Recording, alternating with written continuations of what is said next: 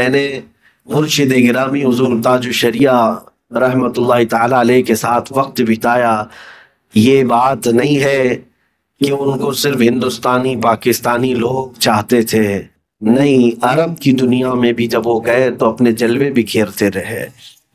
ہاں، کچھ لوگوں کو ایسا لگتا ہوگا کہ وہ بڑے خوبصورت تھے دیکھنے میں، اس لیے لوگ ان کی طرف مائل ہوتے ہیں۔ ملک شام جا کر کے دیکھو، خوبصورتی کی کمی نہیں ہے۔ عراق میں جا کر دیکھو، سارے ایک سے ایک خوبصورت لوگ موجود ہیں۔ ترکی میں جا کر دیکھو، ایک سے ایک خوبصورت موجود ہے۔ لیکن ملک شام جب دنیا کے حسین لوگ وہاں موجود ہیں، ارے وہاں پر عام لوگوں کو بھی اگر آپ دیکھیں گے تو وہ بہت خوبصورت نظر آئیں گے۔ لیکن جب ملک شام حضور تاج الشریعہ گئے تھے، اگر حسن کا ہی معاملہ ہوتا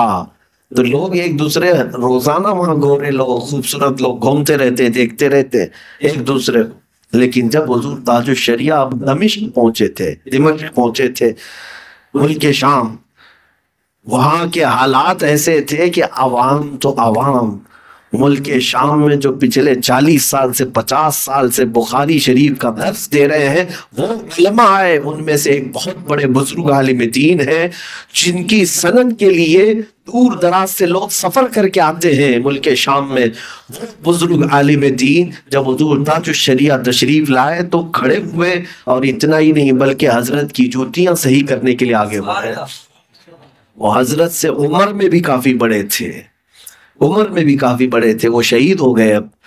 میں نے بھی ان کو دیکھا ہے۔ میرے عزیزوں، یہ علماء کی بات کر رہا ہوں وہاں کے۔ اور پھر مصر کی سرزمین پر یہ فقیر حاضر رہا حضور تاج الشریعہ کے ساتھ۔ جب حضرت مصر کے دورے پر آئے تھے، الحمدللہ آپ کی خدمت میں شروع سے اخیر تک میں حاضر رہا، مجھے یہ شرف حاصل ہے، انتظام سے لے کر خدمات تک۔ لیکن میں آپ کو بتاؤں، جب وہاں پر مصر میں کانفرنس رکھی گئی تھی، شروع میں تو ہمیں پرمیشن نہیں ملی تھی۔ جس ہال کو بک کیا گیا تھا تو ہال والوں نے تو یوں ہی دے دیا کہ کوئی ان کی عام تقریب ہوگی، لیکن دھیرے دھیرے وہاں کی پولیس اور سیکورٹی کو جب پتہ چلا کہ ان کے کوئی شیخ آ رہے ہیں جو ہندوستان کے بڑے ہیں، تو وہاں کی ایجنسیاں اس زمانے میں بڑی سخت تھیں، اور حکومت اس وقت حسنی مبارک کی چلتی تھی، بڑا سخت معاملہ ہوتا تھا، جاسوسی کا بھی نظام بہت سخت تھا۔ تو ان لوگوں نے آخر تک پرمیشن نہیں دیا، اور آخر وہ دن آیا کہ جب ہم نے دعوت دے رکھی تھی سارے علماء کو، کچھ یہاں کے کیڑے مکوڑے بھی وہاں پر تھے، ان لوگوں نے کہا یہاں بڑے بڑے لوگ آتے ہیں، تم دعوت دے رہے ہو، مصر میں جو جامع ازہر میں پڑھانے والے اساتذہ ہیں، استاذ ہیں، وہ جلدی کسی کی کانفرنس میں جاتے نہیں، ان کے کام کاج اتنے ہوتے ہیں، کئی کتابیں ان کے نگرانی ترتیب پا رہی ہوتی ہیں، وہ جلسے جلوس والے لوگ ہوتے نہیں ہیں۔ ٹھیک ہے، دعوت دے دیا تم نے، کوئی ایک دو استاد آ گئے تو ٹھیک ہے، اچھی بات ہے، ازہر کے، جامع ازہر کے ایک دو استاد کسی محفل میں آ گئے تو کامیابی کی ضمانت ہو جاتی وہاں پر۔ لیکن اس پر مزید یہ کہ پرمیشن بھی نہیں، اور ہم نے دعوت 100 کو دے کر رکھا ہے ہر جگہ۔ لیکن وقت مقررہ جب آیا، 12 بجے اس کانفرنس کو دن کے شروع ہونا ہے، طلبہ بھی تھے، اب اساتذہ کے آنے کا وقت شروع ہو گیا، صبح 10 بجے تک ہمارے پاس پرمیشن نہیں۔ حالانکہ ایسا ہوتا نہیں ہے، ہال والے بھی جو تھے وہ پریشان ہو گئے اور کہا کہ نہیں، ہمیں امن کی طرف سے، یعنی ڈپارٹمنٹ کی طرف سے اجازت نہیں ابھی تک۔ اللہ سلامت رکھے، وہاں پر جو اس دن ڈیوٹی پر تھے ایک پولیس والے، وہ امن پولیس کو کہتے ہیں، وہاں پر بڑے عہدے پر تھا وہ بندہ، وہ مجھے بلایا اور کہا میں دیکھ رہا ہوں تم دوڑ رہے ہو، بھاگ رہے ہو، دوڑ رہے ہو، بھاگ رہے ہو، تمہیں لیٹر تو نہیں ملنے والا ہے، ایک کام کرو، تمہارے شیخ آ رہے ہیں، آج میری ڈیوٹی ہے، میں اپنے ذمے پہ کراتا ہوں، میں کھڑا رہوں گا، جو ہوگا میں اپنے اوپر دیکھ لوں گا۔ بس میرا تو دل کر رہا تھا میں اب ہاتھ چوم لوں، اسی لیے کہ اتنی بڑی لاج رکھ لی۔ بعد میں میرے عزیزوں جب 12 بجے کے بعد آنا تھا تو حضرت ظہر پڑھ کر کے تشریف لائے، جیسے ہال میں آئے، جو لوگ ہمیں تانا مار رہے تھے کوئی آئے گا نہیں آئے گا، ایک استاد دو استاد آ گئے کوئی جامعہ ازہر کے تو دیکھ لیں گے، لیکن الحمدللہ ہمارے پاس آج بھی وہ رپورٹ موجود ہے، 27 علماء ازہر اس میں شریک ہوئے تھے، بڑے بڑے عالم جو اپنے کالج کے ڈین ہیں، ڈپارٹمنٹ کے ہیڈ ہیں، شیخ التفسیر ہیں، شیخ الحدیث ہیں،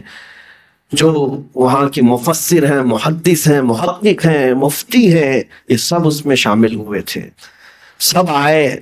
اور سبوں نے حضرت کا بیان بڑی توجہ کے ساتھ سنا۔ حضور تاج الشریعہ نے عربی میں وہاں پر بیان کیا تھا، مختصر 15 منٹ، لیکن جانتے ہیں جو طلبہ آئے تھے افریقہ کے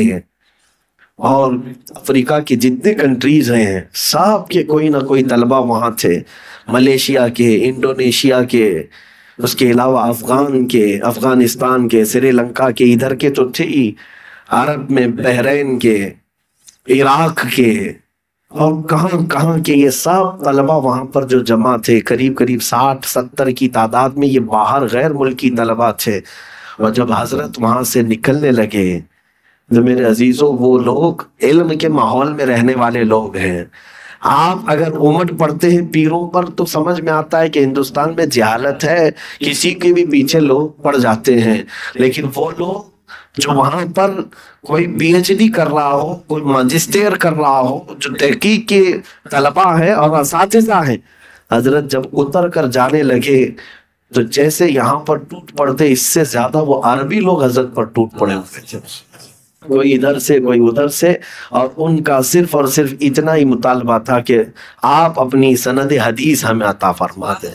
آپ سے جو سند حضور تک پہنچتی ہے وہ ہمیں عطا کر دیں۔ حضرت وہاں پر مجمع میں ہر ایک کا سوال سنتے رہے،